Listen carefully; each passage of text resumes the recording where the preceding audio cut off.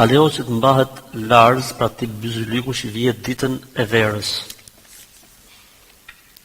Ne dim shumë mirë se hajmalit ose nuskat apo si situata e kësaj pyetjes larzat, byzylikët, fijet që lidhen për fat, për marsi, që më urujt nga djegjet e diellit, për shembull siç ndodh me këtë të verës, apo çdo gjë tjetër që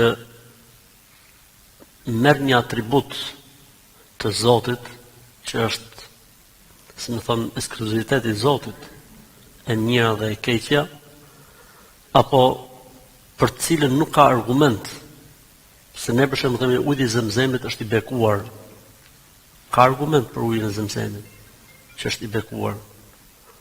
Vaji i ullinit është i bekuar. Ka argument se është i bekuar vaji i ullinit. Sigurisht zgjo mos më bën njëri me vajin e ullinit. Vetëm me hongër edhe me pi është i bekum, i bën mirë. Me uly me vajin e ullinit. Sigurisht zgjo mos më bë me iknu mrena për shembull, thjesht me uly me vajin e ullinit është i bekum. Me pa për gjona për cilat nuk ka argument. Nuk lejohet, veprohet. Edhe kjo gjë, për shembull, siç është traditë, që ditën e verës lidhin diçka që t'i ruaj nga rrezet e dëmshme apo t'i ruaj nga e keqja e kësaj vere, të gjitha këto quhen hajmali, dhe pejgamberi alayhis salatu wasallam ka thënë, kush e lidh një hajmali, i ka bë Zotit shok. Pra ka rënë në idhujtari. Pse? Sepse e ka lidhur, si më thonë, jetën e tij, fatin e tij me diçka tjetër, jo me Zotin e Madh.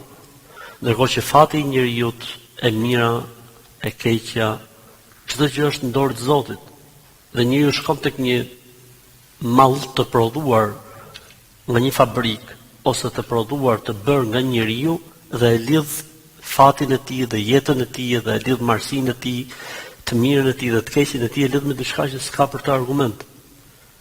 Kështu që në një hadith tjetër tregohet se pejgamberi sa ose me pa një burr i cili kishte lidh një kështu larz, një tip byzyliku, një tip fije, edhe i tha, ç'është kjo që ke në dorë? I tha pejgamberi i Zotit, e kam lidh që të më ruaj nga kputja. Tha pejgamberi sa sem, innaha la taziduka illa wahna. Tha ajo përkundërzi ta shton edhe më shumë kputjen. Dhe ka thënë në një rast tjetër, men ta'allaqa tamimatan ukila ilayha. Kush lidh diçka të tillë, Zoti e lën në fuqinë e saj. A ka fuqia? S'le fuqia. Si puna e njerëzve për shembull sot është kjo historia e kemi sqaruar edhe herë tjetër, historia e atij xhamit blu, me atë synin blu që e bëjnë për mësysh. Është diçka e prodhuar nga njeriu. Si ka mundësi diçka e bëme nga njeriu të ruajtur nga mësyshi apo njerëzit janë çuditshëm. Njerëzit janë çuditshëm.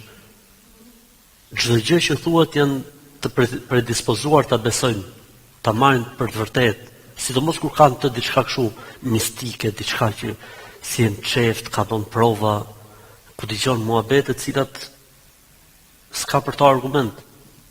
Ndërkohë që feja jonë dhe besimi jonë duhet ndërtuar mbi argumentin. Kul hatu burhanakum in kuntum sadiqin. Sillni argumentin, nëse jeni me të vërtetën. A ka argument, s'ka argument, atëherë refuzohet. Kështu që nuk lejohet, jo vetëm që nuk lejohet, po shkon deri në idhujtari.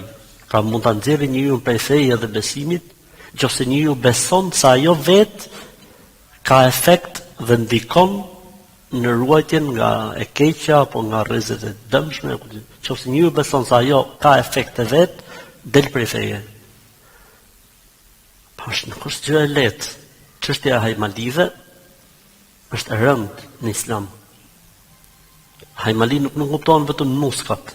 Hajmali nuk kuptohet çdo gjë që njeriu e vend si mburoj apo si mbrojtje apo si shkak apo arsye për të shpëtuar nga të këqijat apo për të ruajtur nga dëmet apo për thith të mira apo mbarësi e kështu me radhë.